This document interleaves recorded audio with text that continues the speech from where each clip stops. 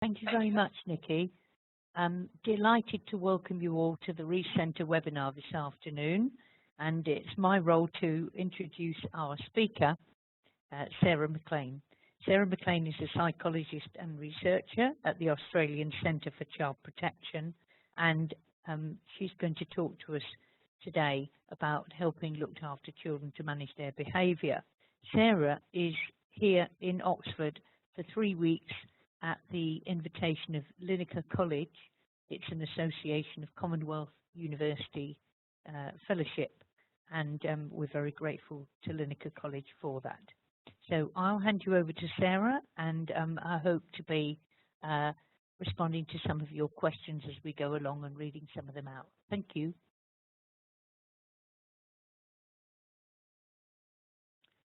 Hello everyone, I hope you can hear me okay, and welcome to this seminar. Thank you for joining me this afternoon. I'd like to start also by thanking Lineker College for host and the Department of Education and the Rees Centre here at Oxford for hosting my visit. I'm going to be talking today a lot about some of the knowledge that we've gained through research and through consultation and co-development process that we've undertaken with foster parents to date. Normally my seminars or webinars are targeted speaking to foster carers, but I'm aware that there might also be others that are interested in what we have to say and what foster parents have to say about children's behaviour as well. So I hope that this will be of use to you as well. This little saying here has kind of become my mantra over the last little while. My story is that I started my life as a child and adolescent, my working life as a child and adolescent psychologist, working with children with serious and significant mental health and behavioural issues to a degree where they couldn't access education facilities and other community resources. Many of those young people, some 80% of the young people on the programs that I ran, were actually in foster care or residential care. So I was a senior psychologist on the statewide service for children with challenging behaviour. I was running and implementing group programs and behaviour supports, all very evidence-based approaches, but I became very quickly aware that there was a proportion of children for whom these approaches just didn't seem to help. And so I became interested in how do we do things, how might we do things differently, and what else might be going on for young people. And so I became interested in talking to the professionals around young people and the foster parents that were looking after and nurturing young people to learn a little bit more about how we could provide a more supportive environment for young people. I'm going to go through a lot of information today, but there's going to be opportunities where we're going to stop and you'll get an opportunity to ask some questions, and Judy will be facilitating that section. I'd just like to acknowledge, before we move on, the many foster parents that have taken part in my research to date, and I really wouldn't be able to capture their voice and their opinions without that. I've been fortunate to involve through surveys and through co-design groups and focus groups, foster parents from Canada, New Zealand, Australia, and other countries. So I've been very fortunate, and I'm very grateful for that support. I'm also grateful for the support of the Eureka Benevolent Foundation that partly supports my work. So I guess the number one question is, why would we worry about doing things differently for young people? We know that for young people who are looked after or young people in care, challenging behaviour is extremely common, and that there are a number of reasons for this, but we know that if behaviour problems persist and we can't support young people effectively, we know that behaviour is one of the main reasons why foster parents experience significant strain. And if they go on, these difficulties go on for long, and without adequate supports, we know that unfortunately sometimes placement or foster homes can't tolerate the levels of behaviours, and so young people experience instability of their home life, further instability of their home life and instability in education and so on. And we know that behaviour problems are very strongly linked to access to educational vocational opportunities, and therefore they impact significantly on young people's opportunities for life. Just a few stats to highlight the significance of mental health and behavioural issues. Quite often for young people these are quite invisible, especially if they're anxiety-based or, like we're talking about today, neuropsychologically or brain-based difficulties. We know that mental health and behavioural issues are between 3 and 4 times higher for children who are looked after, or children in foster care or residential care, than they are for comparable children. So either children in the general population, or regular, living with their biological families, or children who are coming from backgrounds of vulnerability but aren't placed in care. I'd like to just highlight a couple of stats, and one is the prevalence of fetal alcohol spectrum disorder, that I have a particular interest in this disorder, and I like to take every opportunity to highlight the significance of this difficulty for young people in out-of-home care.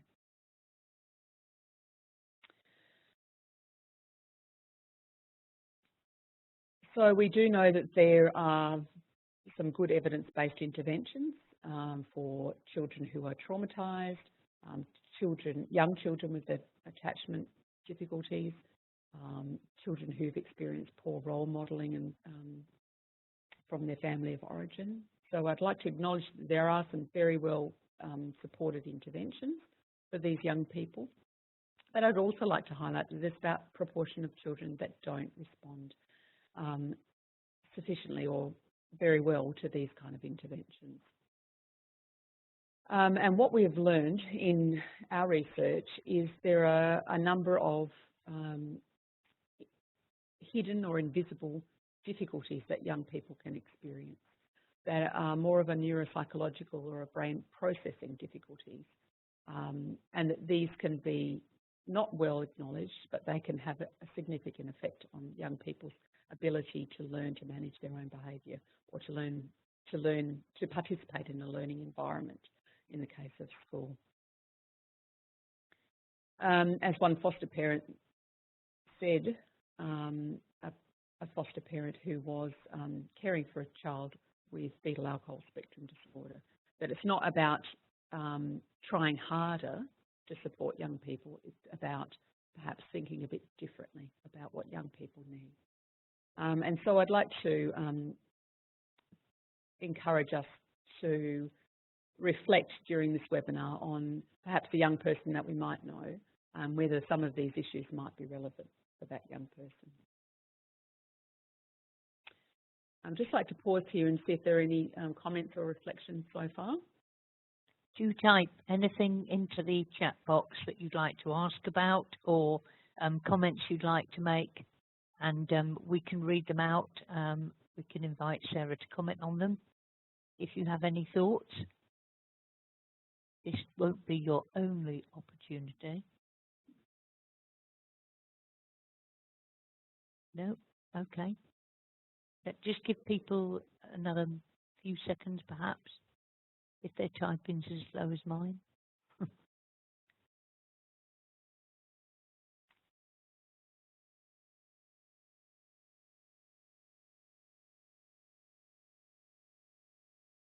Okay, I suggest we continue then. We'll give you more chance to contribute shortly. Right, thanks, Judy.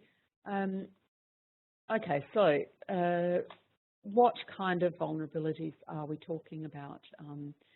Now, I'd just like to highlight that we've done a series of structured literature reviews, and we've also done a lot of survey work with foster parents. And so these difficulties that we're going to talk about now do come out of a research base.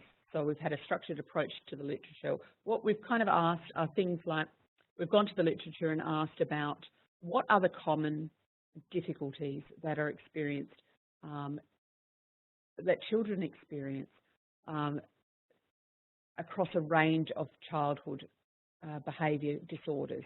So things like conduct disorder, fetal alcohol spectrum disorder, oppositional defiant disorder, offending behaviour, Asperger's and so on. And so what we've done is been able to identify the common or core difficulties that young people might be experiencing and they might be living with.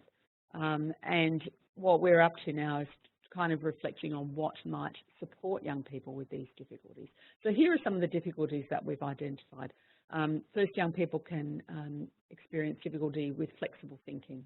Sometimes this is referred to as executive functioning. Young people can experience difficulty with memory. Short-term and long-term memory can be significantly affected. Problems in understanding what you're asking them to do, but also difficulties in expressing themselves. All of these things can be strongly tied to behaviour issues. Difficulties in self-regulation. So they can have difficulty in regulating themselves in response to what they're feeling, their emotional regulation, or they can have difficulties in responding to the sensory world. So they can be either very sensitive or under-responsive to the sensory world. And that can have a big impact on their arousal levels and therefore their capacity to engage in learning. And difficulties in interpersonal anxiety and social anxiety. Because we have limited time today, I'm really going to just focus on the ones that I've highlighted here.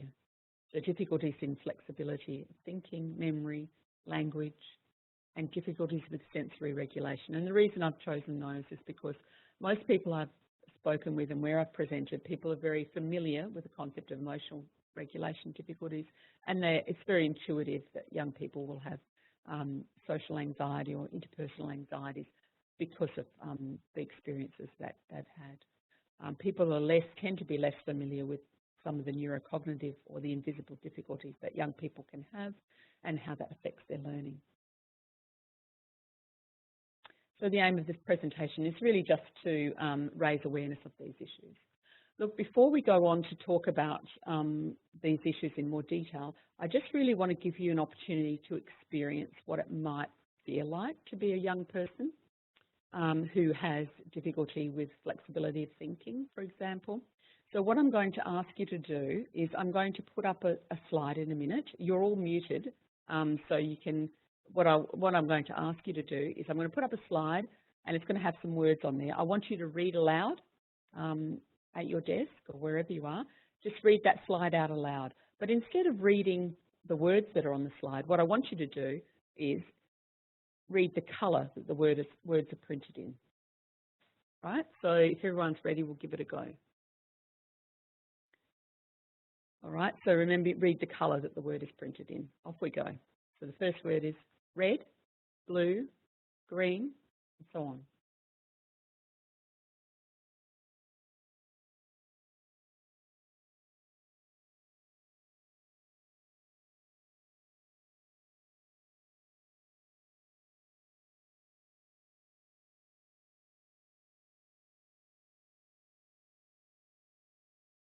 Okay, what was that like? I'd like you to reflect for a minute to have an opportunity to just pause and reflect about what that felt like.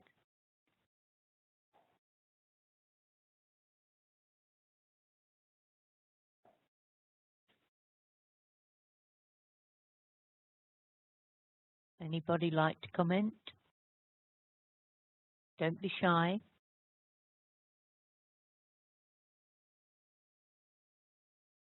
Has anybody tried doing that before, perhaps, or something similar?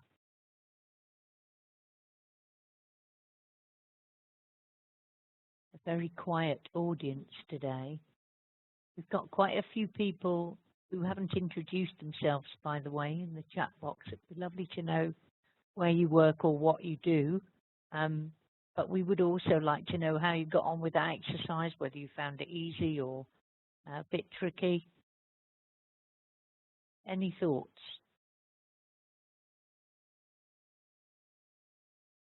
No, very quiet. Oh, here we go. Okay. I went very slowly and carefully. I've tried it in a class, which was very interesting. And that's from Laurie, who's a therapist working in the Northwest region of Foster Care Associates. And then we've got, no, sorry, that was from Janet. I do apologise. That's from Janet. The next one was from Laurie. It felt confusing and I found myself double checking. Katrina says it requires lots of inhibition skills. And Angela suggests, and she's a foster parent, that she really had to concentrate. Just give people another moment, see if there's any more, and I do apologise for mixing up two people.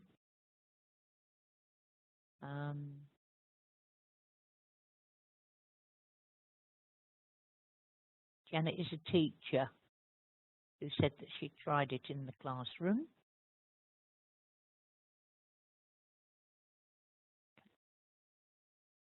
Okay, I'll hand you back to Sarah. Okay, thanks very much, everyone.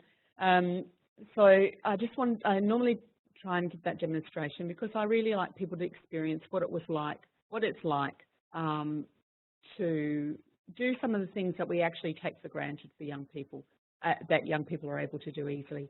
For example, even in that little exercise there, what you had to do is stop reading, which is a very overlearned behaviour. So you stop what you would do naturally, keep remembering what I asked you to do, and then read out loud and correct yourself as you're going.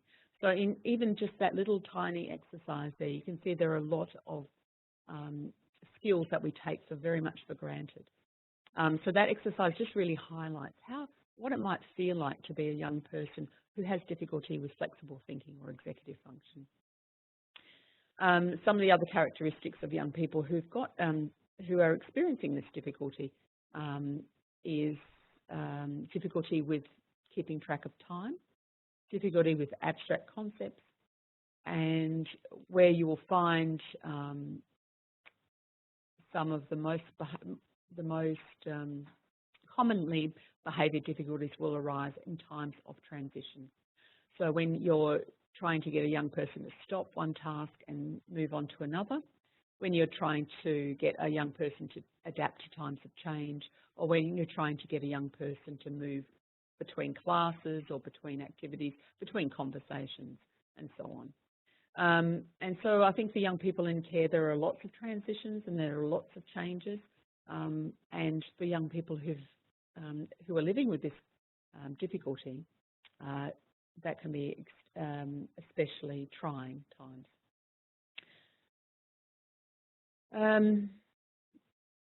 So what it might look like in a classroom or a home environment, it might look something like a young person who has trouble getting started on a task, has trouble organising themselves to complete a task. What can be helpful in that kind of situation is giving young people two choices as a starting point. So do you want to start with this or do you want to start with that? And stepping out their routines or making explicit the kind of steps that they have to go through in a task. Using colour codes, using sequencing of pictures, using visual prompts to demonstrate what it is you're actually asking them to do. So some of the foster parents that I've worked with have put up, for example, in the bathroom, a picture of the toothbrush, toothpaste, boy scrubbing his teeth, boy washing his face, a boy putting his pajamas on and into bed and so on. So using visual cues to sequence out what you're doing. These young people really like routine and predictability. So as much as you can build that in, build that in as much as you can. And making routines explicit. So saying first we're doing this, then we're doing this, then we're doing this. Putting the dots really closely together for them. And many young people with executive control problems or executive functioning problems don't really understand the language of sequencing and time. So what's really helpful to them is to model what you're doing. So first I'm putting the tea bag in, then I'm boiling the kettle, then I pour the water, then I put the milk in, and so on. So using if, then, first, then, later on, and so on, that kind of language. Young people who have difficulty with transitions really need lots of routine and familiarity. If there has to be a change in, for example, a teacher or a classroom, a change in activity, they need to stay over at a different house. What's helpful to them is to highlight what is familiar to them. So it's just like my house, you'll have your own bed and the rules will be the same or the rules will be different, so on and so forth. So really spelling out what to expect and providing lots of cues for transitions, so giving them lots of warning about when time's coming up to change activities and so on. In a classroom, that might look like having a buddy teacher for the child, so that if their own teacher is sick, that they have a buddy teacher that they're familiar with. Or if their class is going on an excursion and they might not be able to manage it, that they've got a buddy classroom to go to, for example. So the take-home message is young people with executive control issues really love routine and predictability as much, and lots of warning for transitions. They need lots of support for transition and change, and they need lots of support from you to do that. The next kind of issue I wanted to highlight was issues with memory. So young people who've experienced trauma, young people who've been affected by prenatal alcohol exposure have significant memory issues, and they may be very good at masking these. They can have very short-term memory problems with attention and working memory, like we experienced in that task there, where we all had to keep in mind what the goal of that task was to change the words to the colours that the words were written in. That requires working memory. We have to keep in mind what it is that the teacher asked us to do, or what it is that my parent asked me to do. And young people can have significant issues in that area. Memory for instructions, so that their memory can decay very quickly. So their memory can, they can lose the thread of instructions very quickly. And for young people affected by alcohol particularly, foster parents report that they have a lot of difficulty, and the research supports this, that they have a lot of difficulty in integrating memories from one modality to another. So putting in writing what they might have heard or what they might have seen. So any kind of memory tasks like that are very, very tricky for these young people.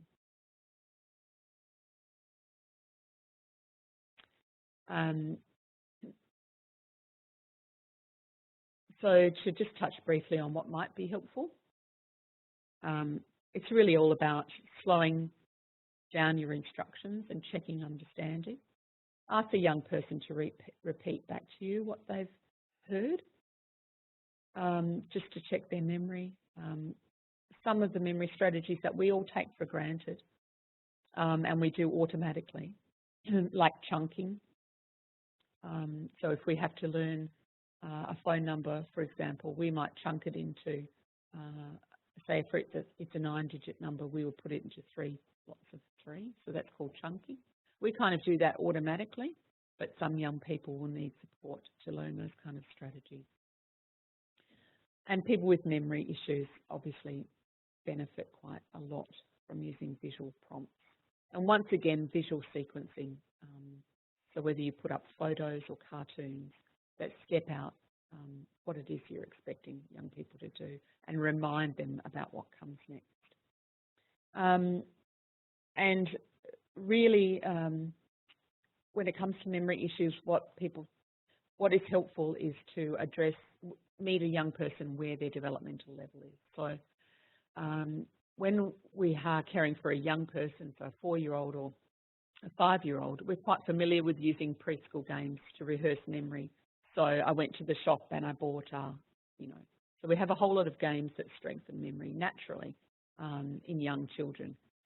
Many older children actually benefit from these games. So incorporating these kind of games into your daily routine is really helpful for these young people. And there also are some computer programs such as CogMed and the Amsterdam training program, memory training program that you can purchase that have some evidence behind them in terms of supporting young people's memory, working memory. And even for young people who have been affected by prenatal alcohol, there is some evidence that we can support their memory development through these kind of programs. So I guess the take-home message there for me is that you can expect memory problems, that they're more common than uncommon in young people who've experienced trauma or prenatal alcohol exposure, or have problems with memory because of attention difficulties. And sometimes it's a memory issue behind if they're not doing what you ask them to do, rather than non-compliance as such. So really what we'd like to support, encourage you to do is to think about the way that you give instructions, making them short, checking for memory, checking for understanding, and also supporting their memory development through games and strategies like that.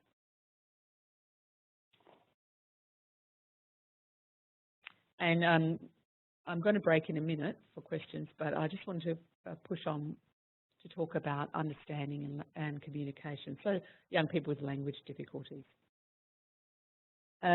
Language difficulties are extremely common amongst a range of childhood disorders, so Asperger's, fetal alcohol spectrum disorder,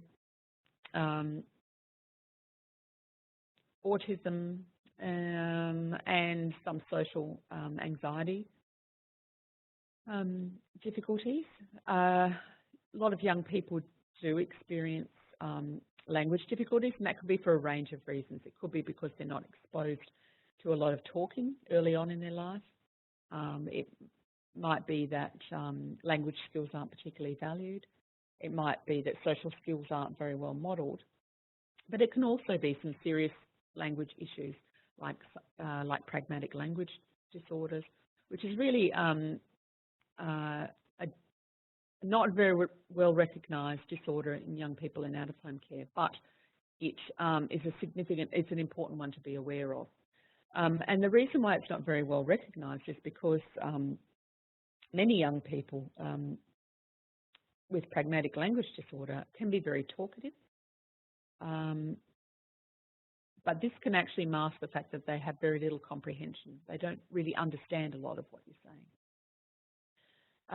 Young people with fetal alcohol spectrum disorder are often described to have this difficulty. So they're very, very talkative, so you don't naturally question whether they have a problem with language or not. So they seem very talkative, they seem to understand a lot, but they actually underneath don't really understand a lot of what you're saying.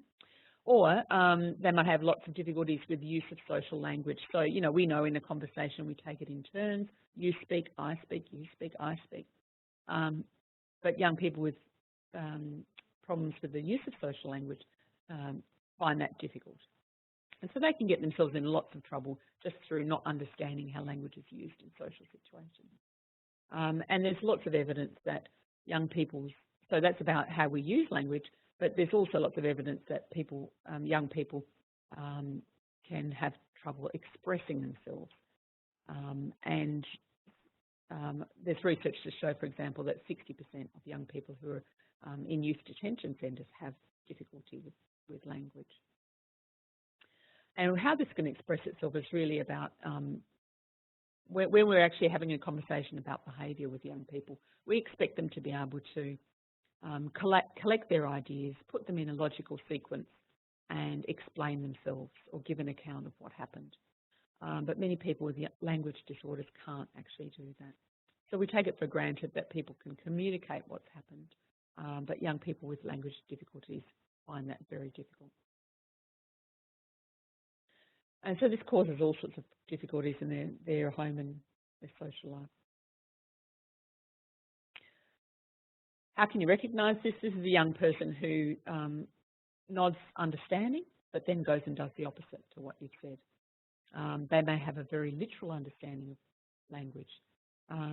So if you said to them, I've been tied up at work, they may actually take that literally. So they don't have a very, people with language disorder, young people with language disorders don't have a very good sense of humour, because often sense of humour relies on very subtle and abstract understanding of language. So they can take things very literally. That can get them into social difficulties as well. And so a lot of the interventions for language are very similar to those for memory. Really try to slow down. What can be helpful is slowing down your speech. For young people with fetal alcohol spectrum disorder, the research indicates that they will understand about 1 in every 3 words that you're saying. So it's really important to slow down, to repeat yourself, and to use less words. For young people with language issues, it's important to actually clearly say what you mean. So try and be as direct as possible and give limited choices. And once again, the common story throughout this is visual supports are really helpful for young people.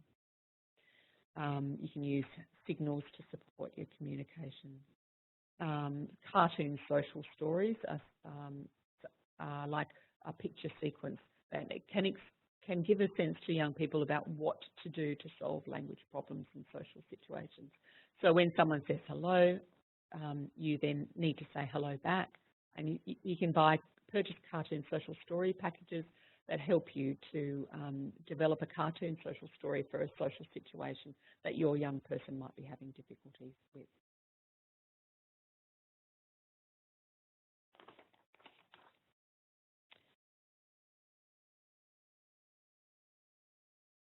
So I think the take-home message is, or we don't have a lot of time to go into the detail of language and understanding problems that young people can have with language, but I think the take-home message is that it's very likely that a young person will have some difficulty, some delay, or some disorder of language, and that 2 very important things are changing how you talk to children and also changing what you expect from them.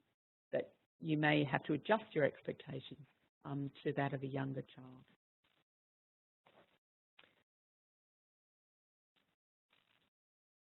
Okay, so another opportunity now for you to comment, ask questions, join in, challenge something. Tell us about something you're doing that connects with this. Anybody want to make a contribution at this point?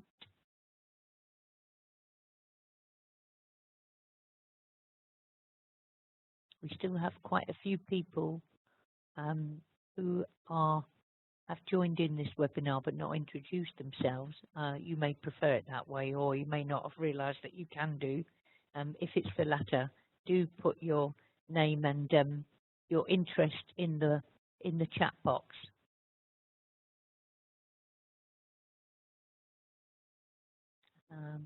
Just give people another. We'll just give you another few seconds before we move on.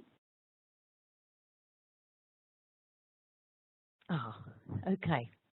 How would you respond to a carer who would regularly say things such as, "I understand all this developmental stuff, but the child will still just not listen." Without the still, sorry, will just not listen. So that's one question for us. And another one, which is a comment rather than a question. I teach several children with FSAD, and they show all of the lack of social skills and language you've just reviewed. So that's kind of confirmatory comment.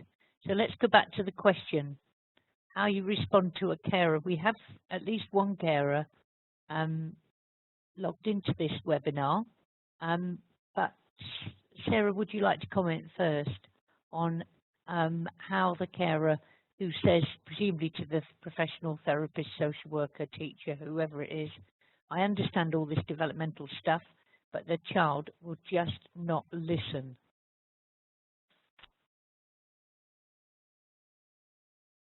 Thanks, Judy. Well, I think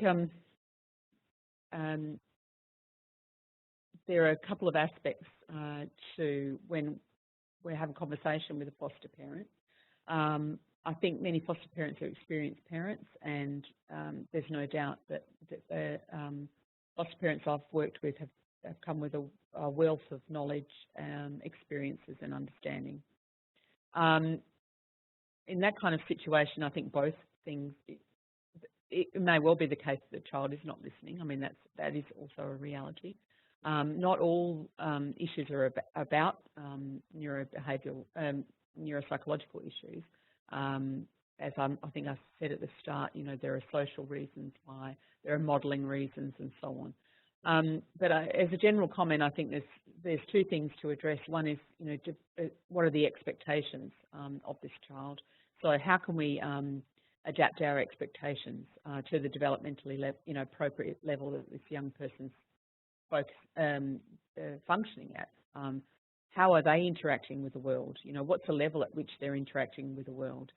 And so I kind of like to guide conversations around that. How can we actually get a sense of at what level this young person is experiencing the world? They may be 10 years old, but they're functioning in a language level or a listening level, maybe that of a 4-year-old. And so it's about, and also the other thing about that is that, young people can be extremely patchy in their development. So it may be that a young person is 12 years old and they socially function as an 8-year-old, but their language is at the level of a 4-year-old. So it's getting across the idea that we need to adapt our expectations. Not necessarily adapt, but let's explore, let's evaluate, let's have a look, let's interrogate what the expectations are of this child, and are they realistic, and do they fit with the facts? And then the second component is around what actually do you do differently? What is it about the way that you're talking to the young person that needs to change, perhaps?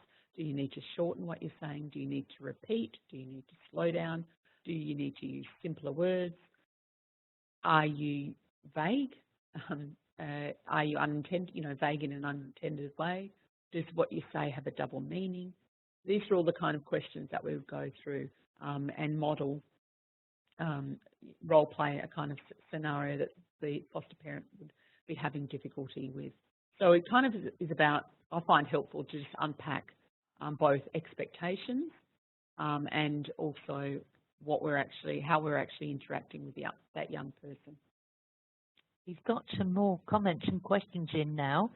Angela, who is a foster carer, says that you need to understand some of these things are habits which have been continued over a lifetime, and therefore we need consistent repetition over a long period of time to address them, presumably.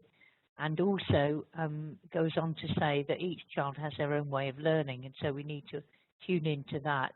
Then we've also got thank you here from Laurie, who says that she's trying to explore the expectations of the carer. And Nikki Luke, our colleague, has also suggested that, or asked whether you could comment on whose role it is. So is the foster carer expected to do all these things that you've been talking about? Could they get support from somewhere else? She's asking about the virtual school. We've got a number of virtual school staff logged into the webinar. I think it would be a tough question for Sarah to answer, because there is as yet only one virtual school head in Australia, and although they are hoping to adopt this model. So perhaps I don't know whether any of the virtual school staff who are tuned in could comment on that suggestion. Just give them a minute while we're thinking about who might do all these things and who might support the foster carer.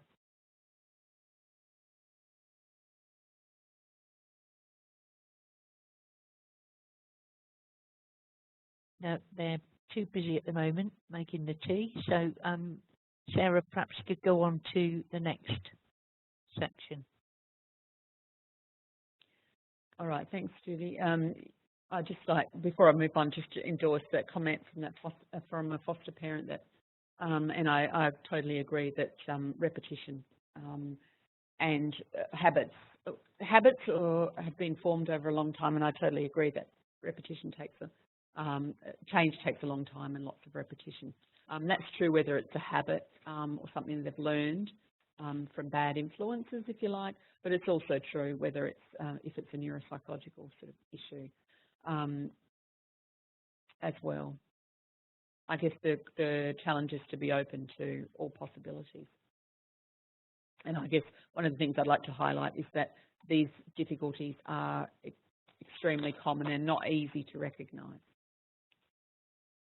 Okay, the last thing I want to talk about is, I'll let this to last because it sometimes can be a bit tricky to, it may or may not be tricky to recognise.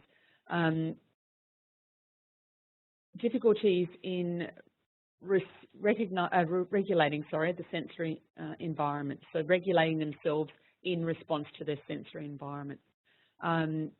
Children with fetal alcohol spectrum disorder find, when we've talked to foster parents, I'm thinking of one interview study I did with foster parents internationally, one of the most common things they complained about was the child's reactivity to sensory environment. So things like the having water or having a shower, young people could find extremely uncomfortable. Having a fluorescent light buzzing, having the dishwasher going, those kind of things. So this kind of sensory difficulty is most often documented in relation to children who have prenatal alcohol exposure, but also children with Asperger's or autism have also well-documented difficulties in this area. So basically you can have difficulty by virtue of the fact that you, as a person, underreact to the sensory environment, or you overreact to the sensory environment. And the reason this is important for a learning environment is that sensory sensitivities can really affect children's arousal levels. So the sensory environment in those young people that are susceptible or have this issue, the sensory environment can make them very hyperactive, but it also can make them quite sleepy. And this is a little bit counterintuitive. But the reason that's important, of course, is because in order to learn, whether it's trying to take part in a conversation with your parent or whether it's a learning environment and school environment, you need to have an optimal level of arousal. So these young people are very sensitive to the sensory world.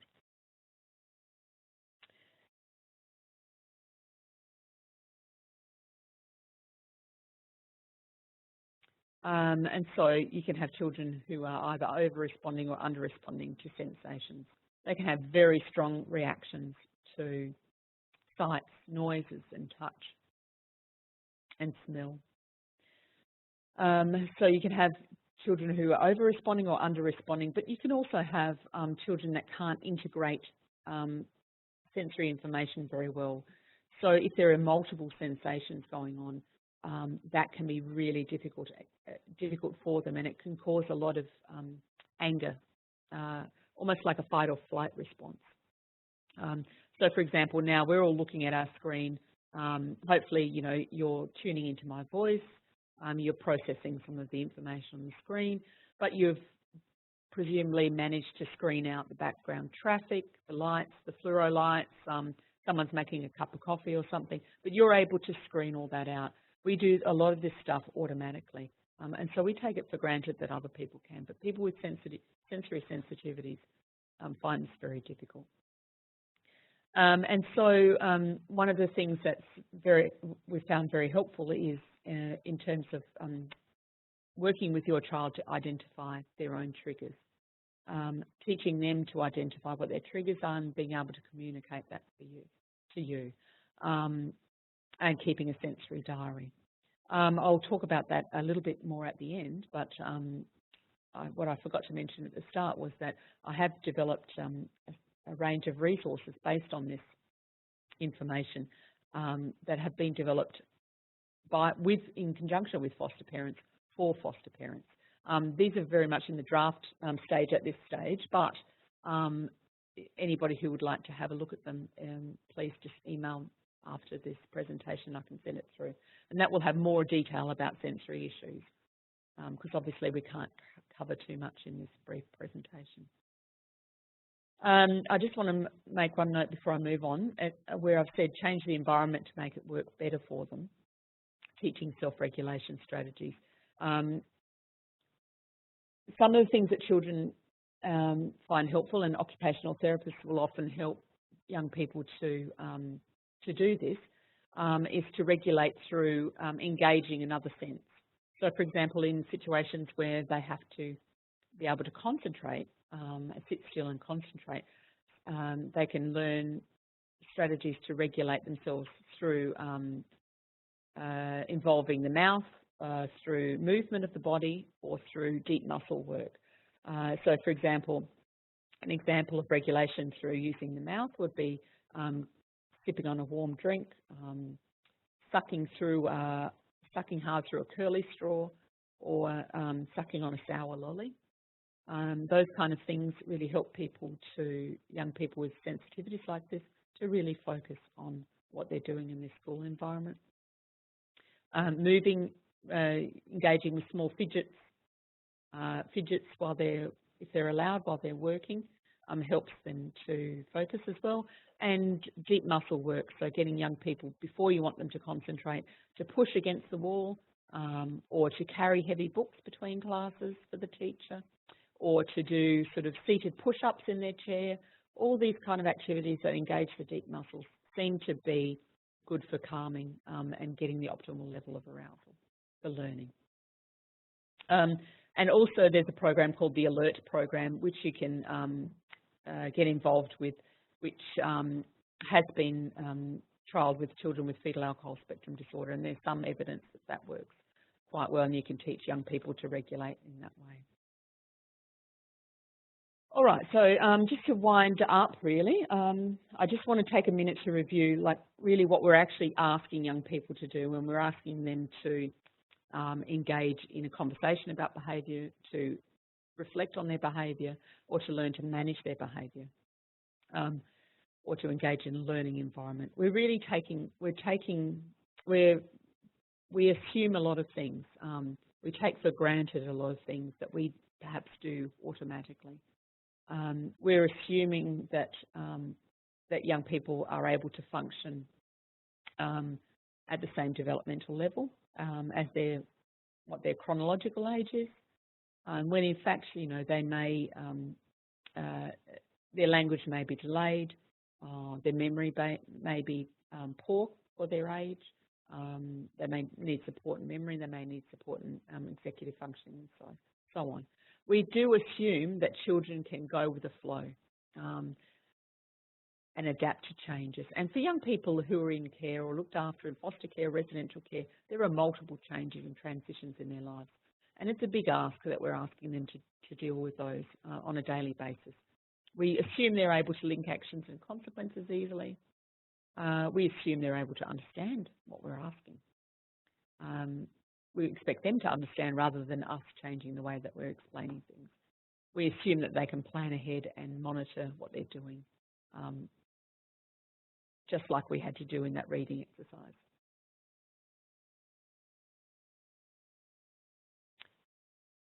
And so I've gone whizzed through a lot of information today, but really I just wanted to take the opportunity to highlight some of the hidden or invisible difficulties that young people can be experiencing, living with, and to start to reflect on what that might mean for how we interact with young people and how we support them in terms of what we expect from them, and also how we give them instructions, or how we try to teach them. The take-home messages are young people with neuropsychological issues do like consistency, predictability, and clear routines that are suited to their developmental age. They do benefit from the use of visual prompts and using visual sequencing. They will need support for times of transitions.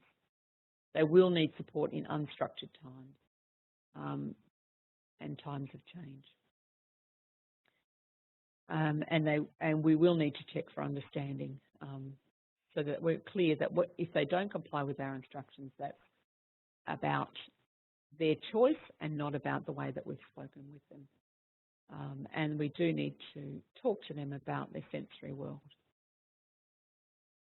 So I've gone through a lot of information today, and I just want to highlight that if you are a foster parent and you would like to receive copies of resources that provide more detail about some of these issues, please do get in contact with me, and that this work is supported by the Eureka Benevolent Foundation.